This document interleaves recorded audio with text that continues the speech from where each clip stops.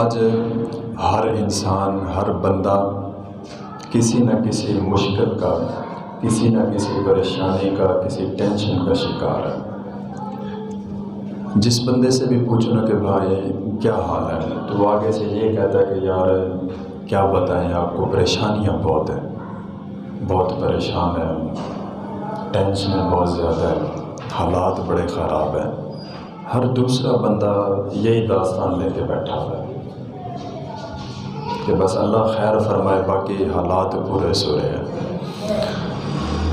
تو اسی بات کو سمجھانے کے لیے، اسی بات کو آگے لے کر جاؤں گا کہ آج ہماری مشکلات، ہماری پریشانیاں بڑھ کیوں گئی ہیں۔ دنیا جس کو بنانے کے لیے، جس کو سنوارنے کے لیے، اپنے آپ کو اچھا کرنے کے لیے جس دنیا کے پیچھے لگے ہوئے، تو یہ دنیا جو ہے یہ ایک پل کی مانند ہے۔ دنیا ایک پل کی مانند ہے، اور پل کے اوپر کوئی بھی عقل مند انسان اپنا گھر نہیں بناتا، وہاں سے ہر بندہ گزر جاتا ہے، گھر کو نہیں بناتا۔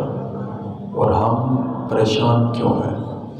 اس کی اصل وجہ یہ ہے کہ ہم نے اس دنیا کے پل کے اوپر ایک خواب سجا لیا ہے، بہت بڑا خواب ہے ہمارا، کہ ہمارا گھر اچھا ہونا چاہیے، ہمارے پاس گاڑی ہونی چاہیے، ہمارے پاس پیسہ ہونا چاہیے، میرا بزنس اچھا ہونا چاہیے۔ یہ دنیا کے پل کے اوپر اپنا ایک محل تیار کرنے کے چکر میں ہر بندہ، جب ہم یہ خواب دیکھتے ہیں، پھر اس خواب کو پورا کرنے کے لیے ساری زندگی اس کے پیچھے بھاگتے رہتے ہیں، ساری زندگی۔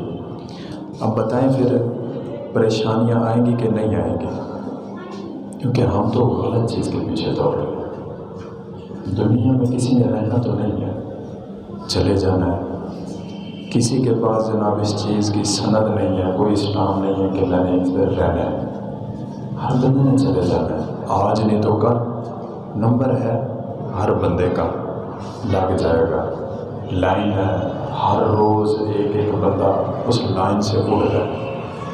ایک دن ہمارا بھی نمبر آ جائے گا، تو پھر کہاں گئے تیرے معاملات، کہاں گئے تیرے بینک بیلنس، کہاں گئی تیری اچھی گاڑی؟